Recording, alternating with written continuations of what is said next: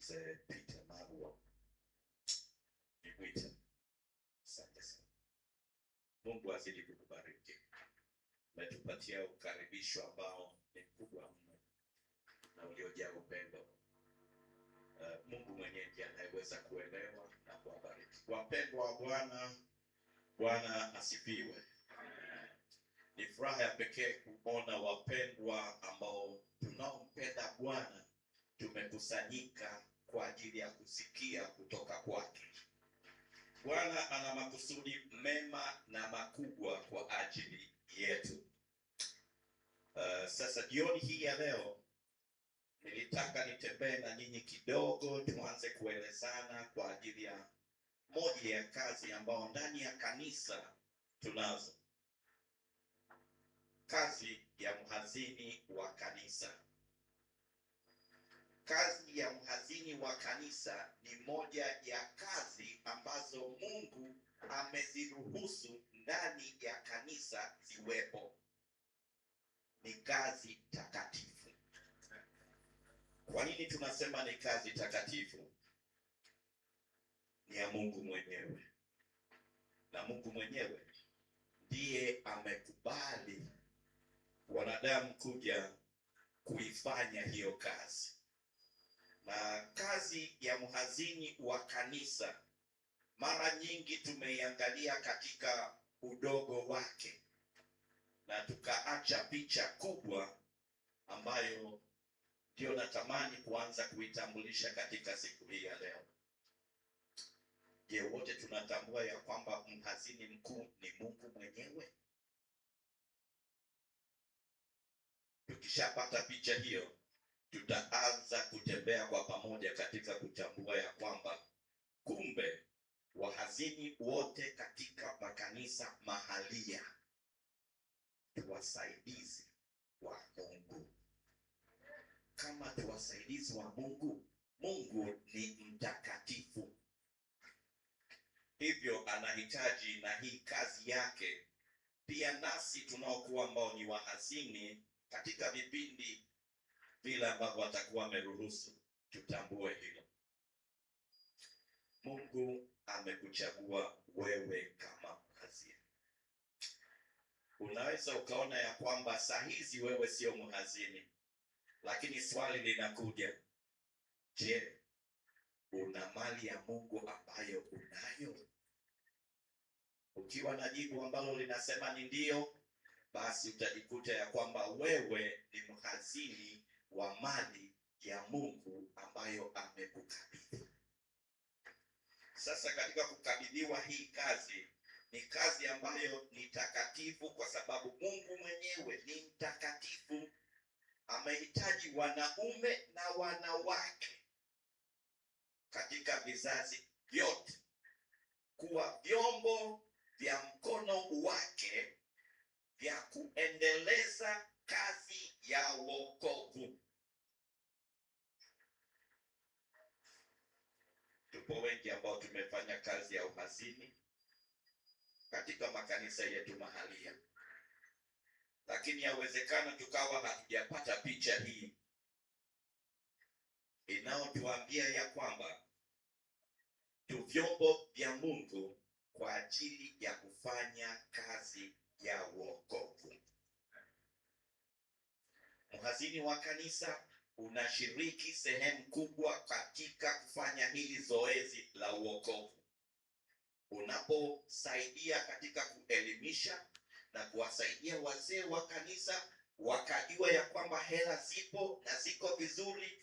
Na je, tunapoenda kwenye kufanya shughuli yoyote, je, taratibu zinafuatwa? Kuna wakati mwingine kama wahazini tumetoa hizi hela za amana na zikaenda kwa ajili ya kufanya kazi, na kwa mara nyingi ni kweli kazi imefanyika, lakini kukamilika kwa kazi ile kufanyika, lazima ripoti iwepo. Na hapa mara nyingi tunasema ya kwamba tumempatia mzee wa kanisa hela, mzee wa kanisa ni mwaminifu, lakini bado Mungu anadai ripoti. Ripoti ni kutolea maelezo, na maelezo ya ile hela jinsi ilivyotumika ni kwamba ni kusaidia kesho na kesho kutwa, akija mwingine wa kuweza kufuatilia aweze kuelewa ya kwamba hivi vitu vilikuwa vikifanyika katika utaratibu, kwa sababu Mungu tunayemwabudu ni Mungu wa utaratibu. Uchaguzi huu ni kwa neema yake Mungu tu na wala sio haki. Hakuna mhazini yoyote wa kanisa ambaye amechaguliwa alafu akadhani ana haki. Ni neema. Mungu anakutumia katika kazi yake, lakini kwa wakati huo huo anashughulika na wewe ili uweze kufaa, ili uweze kustahili kwa ajili ya wokovu. Sasa nini kinatokea? Mara nyingi Mungu anapotuchagua tumedhani ya kwamba tunaweza, na hivyo tukafanya hii kazi ya uhazini pasipo tegemezi zetu kwa Mungu. Hapo ndipo shida yetu inaanza. Mhazini anatakiwa awe ni mtu wa maombi pia.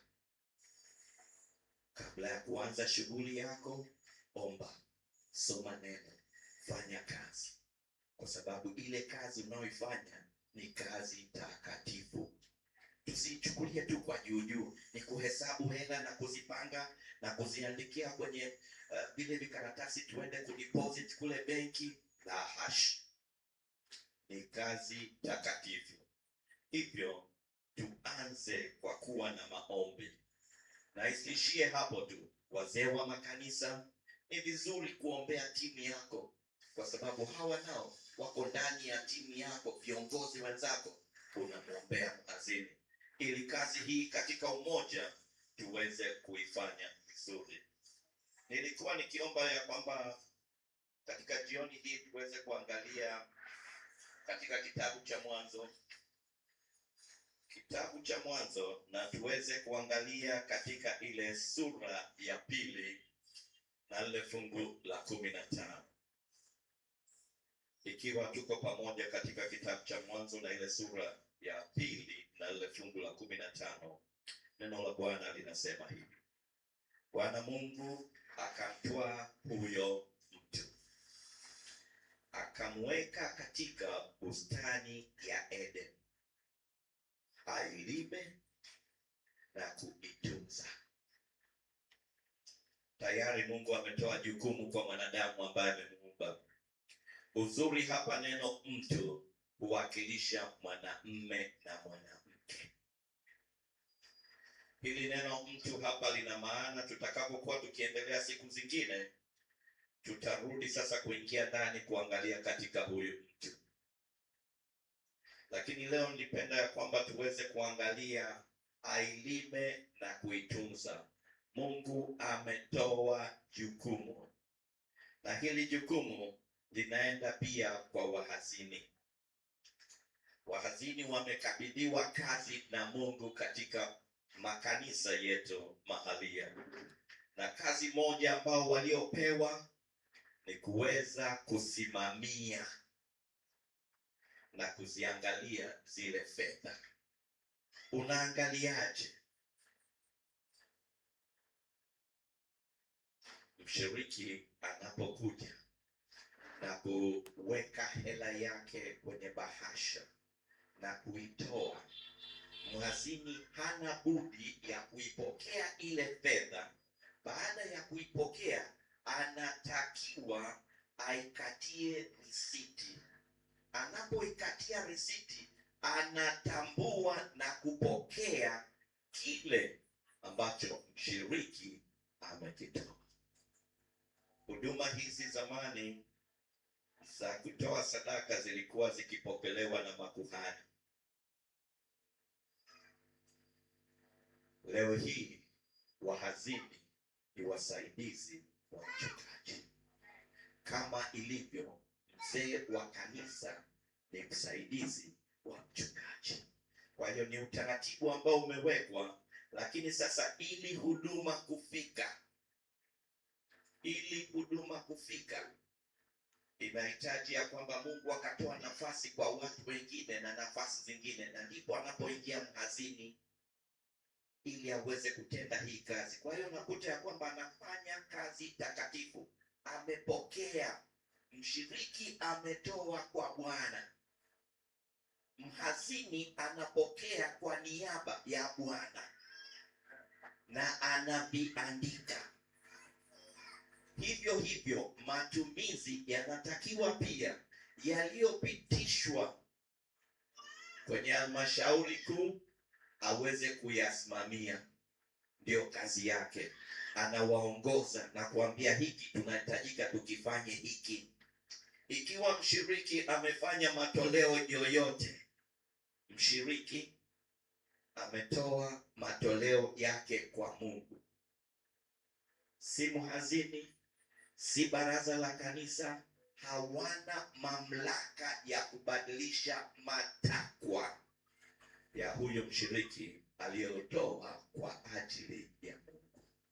Hili linapaswa liheshimiwe, na hivyo inapofanya sasa hii kazi inakuwa takatifu, kwa sababu Mungu mwenyewe anaheshimu mtoaji. Kwa hiyo hamna yoyote ambaye aliyekuwa hapa kati anapofanya kazi kwa niaba ya Bwana alipewa mamlaka ya kuchukulia kwamba yeye ndiye Mungu, kwa hiyo afanye jambo la kubadilisha.